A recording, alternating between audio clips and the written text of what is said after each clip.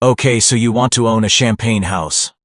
Rolling chalk hillsides outside Reims, your name on a label people save for anniversaries. A cellar cut into limestone where your own bottles age in the dark while you sleep. You've had the good vintage at a wedding, felt the weight of the bottle and thought, this isn't a business, this is inherited taste with a vineyard attached. And you're not entirely wrong. Champagne is one of the most protected, most profitable luxury categories on earth. There is just one problem. The house you're picturing isn't the house you're about to build, because before a single cork gets pulled, you're going to run into a region that has spent 300 years designing itself so that almost nobody new gets in. Let's talk about what that actually costs, and what's left once the land, the law, and your own patience get paid. Before the money, we need to talk about what a champagne house actually is, because the word covers several very different businesses. A recultant manipulant, an RM on the label, is a grower who farms their own vines and bottles under their own name. A negociant manipulant, an ME, buys grapes or juice from other growers, and blends them into a house style, which is what most of the famous names actually are. A cooperative manipulant pools grapes from many small growers into a shared label. And then there is the Grande Marque, the conglomerate house, which behaves less like a farm, and more like a luxury goods company that happens to own vineyards. These are not the same business. A 5-hectare grower, bottling 1500 bottles a year and a house shipping 30 million bottles a year are both champagne houses. They share an appellation and a region. They do not share an economic reality, the number that sounds big but gets bigger. Say you want land, real Champagne appellation land, not a vineyard somewhere else with bubbles in the name. As of 2024, the average price for a hectare of AOC Champagne vineyard was €1,121,800, and that average is hiding enormous variance. In the OB, the region's cheaper edge, you're looking at roughly €950,000 per hour hectare. In the Côte des Blancs, the most prized strip of Chardonnay land in the world, prices sit above €1.6 million per hour hectare. And in 2025 that figure climbed again to €1.69 million. Champagne covers roughly 34,000 hectares total. About 8% of France's vineyard area. Yet it represents over half the total value of every AOP vineyard in the entire country. That is not a typo. 8% of the land, 51% of the money. Do the math on a modest 10-hectare estate. Enough to produce a real sellable range under your own name, and you are looking at 10 to 17 million euros for dirt alone, before a single vine is pruned, before a single press is bought. And here's the part that catches new buyers off guard even harder than the sticker. Price. You almost certainly cannot buy it. 90% of Champagne's vineyard land is held by more than 19,000 smallholder growers with an average plot of just 2 hectares each. Land that has been in the same families for generations and rarely comes up for sale. When it does, French inheritance and land laws, plus a regional body called the SAFER that has right of first refusal on agricultural land sales, mean you don't simply write a check and close in 30 days. You wait, you compete, and often you don't win. And here's where families, who already own the land, can get destroyed by the very prices that are supposed to make them rich. When a grower dies, French inheritance tax is calculated on the vineyard's market value, which in Champagne now averages over €1 million a hectare. A family sitting on 5 hectares can be handed a tax bill in the high 6 or low 7 figures, on wealth that is chalk and vine roots, not cash. The grapes those vines produce, sold at regulated prices, could never generate that kind of money in a single year. So the heirs do the only thing they can. They sell off a sliver of the family plot, sometimes to a neighbor, sometimes to a house, circling for exactly this moment, just to pay the tax on the part they keep. 3 generations of patient ownership, fragmented in a single afternoon at a notary's office, because the land became too valuable for the family that owns it to actually afford it. Let's say you clear that hurdle, you have land, or you've decided to be a negociant and buy grapes instead of growing them, which is what most houses actually do. Now you need the plant. A proper press house, because Champagne regulation requires pressing to happen in specific, gentle ways that preserve delicate juice, runs into the hundreds of thousands of euros on its own. You need cellars, ideally the chalk pits under Reims and Epernay that hold a natural year-round temperature of around 11 degrees Celsius, because that stability is what makes slow secondary fermentation possible in the first place. You need riddling racks or gyro pallets to move sediment into the neck of each bottle, a disgorgement line to remove it, corking and wire caging equipment, and label and packaging capacity that can match the prestige your price point demands. Even a modest operation is looking at another $500,000 to several million euros before the first bottle is finished. Now here's the part that makes champagne a genuinely different animal from almost any other alcohol business. You cannot sell what you just made. French and EU regulation requires non-vintage champagne to age on its lees for a minimum of 15 months before release, and vintage champagne for a minimum of 3 years. And the serious houses hold their best cuvées far longer than the legal floor. Sometimes 5, 8, or 10 years. That means every euro you spent on grapes, labor, bottles, corks, and cellar space in year 1 sits completely frozen, earning nothing for years, while your bills keep arriving monthly. A rancher waits for a calf to fatten. You're waiting for a bottle to finish becoming itself. And there is no shortcut, because the law and the wine chemistry both refuse to be rushed. This is where undercapitalized new houses get destroyed. And it happens quietly. Years after the mistake was actually made, you borrow to buy grapes and build cellar capacity in a strong vintage year, betting that demand 3 to 8 years from now will look like demand does today. Then the market shifts while your wine is asleep in the cellar, obeying the law, earning nothing. The debt payments on the loan you took to make that wine don't pause for 15 months. They're due monthly, starting immediately. Plenty of small houses have gone under not because their champagne was bad, but because the bottles sitting in the cellar, the ones that were supposed to become revenue, simply weren't allowed to be sold yet when the loan payment came due. The operating costs, the bills that arrive every single day. Every grape used in champagne must, by regulation, be picked by hand, not by machine, which makes the harvest one of the most labor-intensive 3 weeks in all of agriculture. Grape prices in Champagne run higher than almost anywhere else on Earth, with top-tier Grand Cru fruit selling for more than €6 per kilogram in recent vintages. Since a 75-centimeter bottle requires roughly 1.2 kilograms of grapes, the raw grape cost alone for a single bottle of Grand Cru Champagne can run over €7 before you've added a bottle, a cork, a label, aging costs, labor, or a single euro of margin. And you don't get to decide how much you're allowed to grow. Each year, the Comite Champagne, the body jointly run by growers and houses, sets an official yield limit for the entire region. For the 2025 harvest, that limit was set at just 9,000 kilograms per hour, hectare, the lowest cap this century outside the pandemic year, producing roughly 255 million bottles against a sales forecast of around 270 million. Meaning the region has to draw down its own reserves just to meet demand. 2 years earlier, the cap was 30% higher. You are not simply running a farm.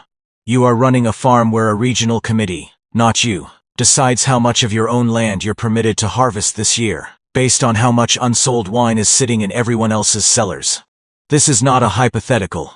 In the spring of 2020, champagne shipments were projected to collapse by around 100 million bottles for the year. Roughly a third of the entire region's normal output, as the pandemic shut down every restaurant, wedding, and celebration on Earth simultaneously. Houses and growers who had spent the previous decade expanding, planting more vines, building bigger cellars, borrowing against future demand, suddenly had cellars full of wine that was legally still years from being sellable, and a market that had, overnight, mostly stopped buying. The Comite slashed the harvest cap to just 8,000 kilograms per hour hectare, the lowest limit in decades, simply to stop the region from digging the hole any deeper. That single decision meant thinner harvests and thinner reserve stocks for years afterward. People who had built their whole plan around steadily rising demand watched that assumption disappear in a single quarter, with years of frozen inventory in the cellar, and no way to convert any of it to cash any faster. Then there is weather, which in Champagne is not a seasonal inconvenience, it's an existential one. This far north, spring frost can wipe out a year's buds in a single cold night, hail can shred a crop in 20 minutes, and a wet, gray summer can leave you with underripe fruit that never gets the sugar levels the appellation requires. Unlike a rancher who can at least buy hay to get through a bad year, there is no substitute input for a champagne house when the frost hits in April. You simply have less crop, and there is no market on earth that will sell you more legal champagne appellation grapes on short notice, because there aren't any to buy. Look at what actually happened in 2021.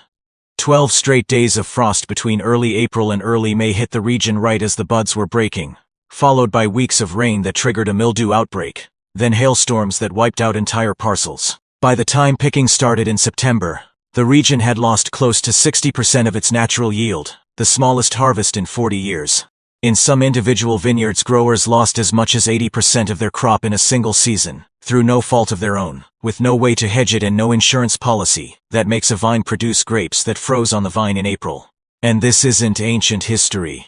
In April 2026, 3 more nights of hard frost hit the region again, damaging an estimated 38% of the buds across Champagne, the second worst frost event since 2003.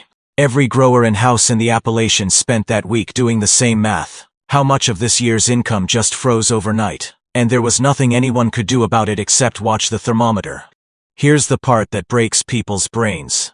When you picture the champagne industry, you picture Moet, Veuve Clicquot, Dom Perignon, Krug.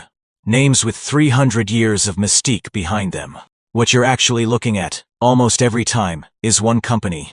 LVMH, the French luxury conglomerate that also owns Louis Vuitton and Dior, owns Moet and Chandon, Dom Perignon, Veuve Clicquot, Krug, Ruinart, and Mercier, all under one roof. Moet and Chandon alone ships around 30 million bottles a year, Veuve Clicquot, another 12 million, and together LVMH's champagne houses account for roughly 22% of all champagne sold on the planet.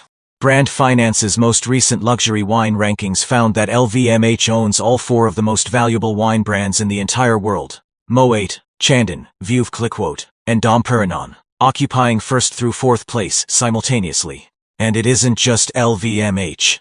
Across the whole appellation, the 100 largest houses account for more than 2/3 of total sales volume and 85% of exports, and the 6 largest conglomerate groups were responsible for 75% of the region's entire turnover in 2024.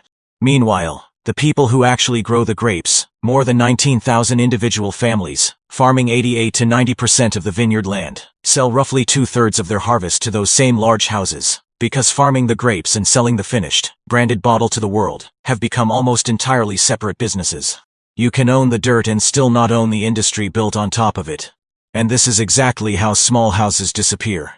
A frost year cuts your harvest, a soft market delays your revenue, your seller financing comes due anyway, and suddenly the family that has run a house for 3 generations is sitting across a table from a buyer, backed by one of the 6 conglomerates that already control 75% of the region's turnover.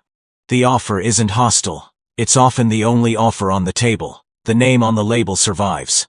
The independence behind it does not. This is how a region with 19,000 individual growers ends up with 2/3 of its total sales volume running through just 100 houses. Meet Elise.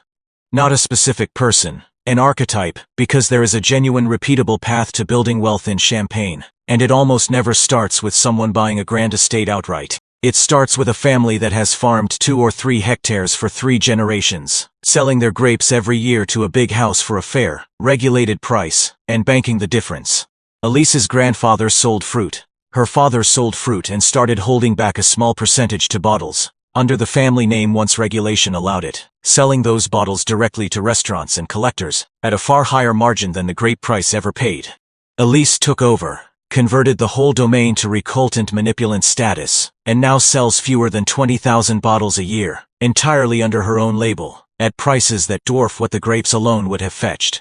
She never had to buy the €10 million estate, because she inherited it, slowly, across decades, the same way most real champagne wealth actually gets built.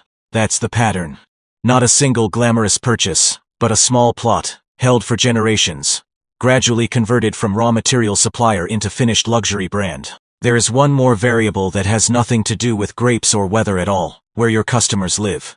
The United States is one of Champagne's largest export markets, and in 2025, trade talks between Washington and Brussels failed to secure an exemption, leaving European wine, Champagne included, subject to a 15% U.S. tariff.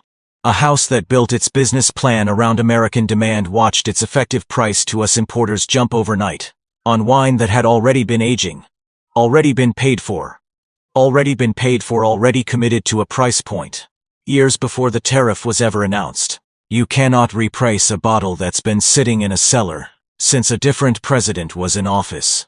You just absorb it, or your importer does, or the bottle simply doesn't sell. The 2 scenarios: the good year you have a mid-sized negociant house, 10 hectares of owned vines plus grape contracts with neighboring growers, releasing 80,000 bottles a year at an average wholesale price of €28.